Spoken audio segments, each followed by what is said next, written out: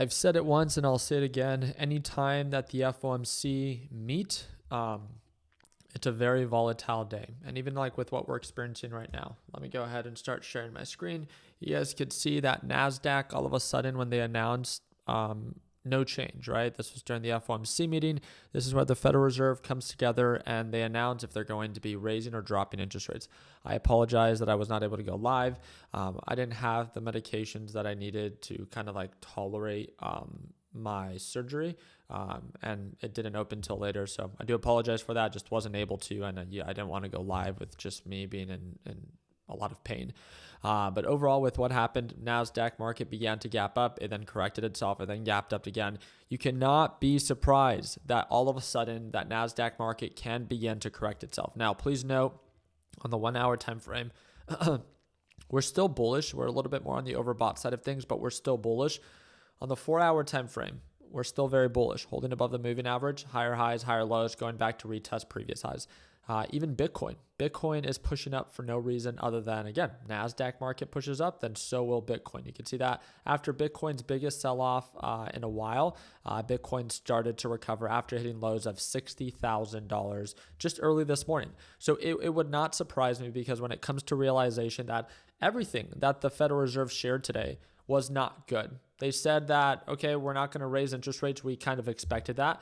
The part that just baffles me is that, well, because of how high inflation has been, I thought the Federal Reserve, and again, I guess to each their own, but the Federal Reserve, if they're not seeing inflation going down, how can they justify rate cuts? Inflation is not just not going down, it's going up.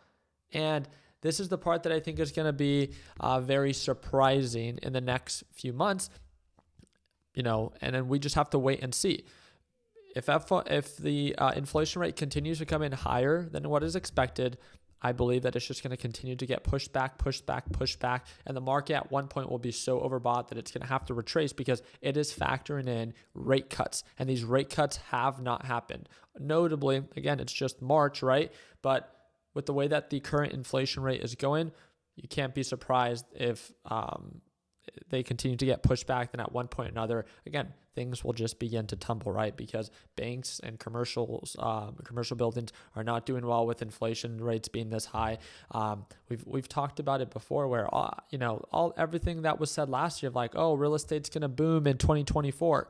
Where's that boom? Housing on properties on market are going up. People are not wanting to rent. People are not wanting to buy. These interest rates are still out of people still can't afford to live.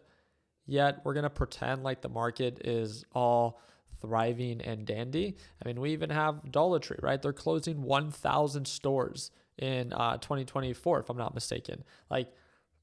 They could only prolong this for so long. But nonetheless, I mean, we'll see what the Federal Reserve says, because the market's just reacting due to what the Federal Reserve is sharing with us. And if Jerome Powell and the Federal Reserve want to share positive news or better than expected news, then that's the sentiment that they shared, and that's the way that the market will react. But just like anything, anytime that there's a reaction, it tends to be an overreaction. So just take that into consideration of, maybe when you're in the green or considering locking in profits, especially if you see things potentially getting worse before they get better. But I just wanted you guys to have a little bit of insight. NASDAQ market, extremely bullish right now. Will it hold there? I can't tell you. All I know is that anytime that moments like this happen, where the reaction doesn't necessarily make sense, there's a lot of volatility, a lot of quick corrections, a lot of quick recoveries. And I feel like that's what we're experiencing right now. So I wish you guys nothing but the best. Never be afraid to play it safe, both on the goods and the bads. And if you ever have any questions, feel free to shoot me a DM via Discord, or feel free to comment down below. I hope to see you to our live trading session tomorrow right at market open. And that's going to be that second link in the description down below. Appreciate your time. Like always, let's make sure that we end the year on a green note. Take care, team.